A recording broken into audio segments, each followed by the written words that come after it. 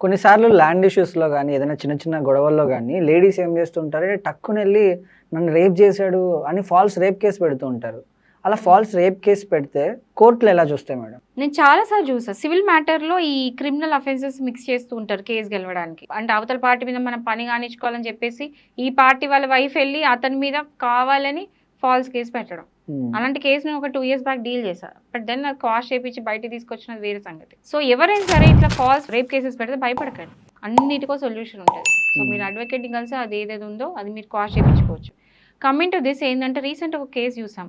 11 years ఒక person పాపం అనవసరంగా ఒక ఫాల్స్ రేప్ కేసులో ఇరుక్కుపోయి 11 ఇయర్స్ జైలు జీవితం చూసాడు. 11 ఇయర్స్. 11 ఇయర్స్ చూసాడు. ఆ తర్వాత అతను ఏం తప్పు చేయలేదని బయటికి పంపించినా కూడా జైలు నుండి 11 ఇయర్స్ అయితే పోయినట్టే కదా.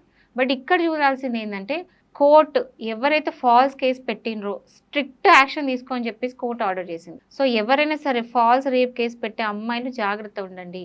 మీ మీద సివియర్ స్ట్రిక్ట్ యాక్షన్ తీసుకుంటుంది కోర్టు, వదిలేదు మిమ్మల్ని.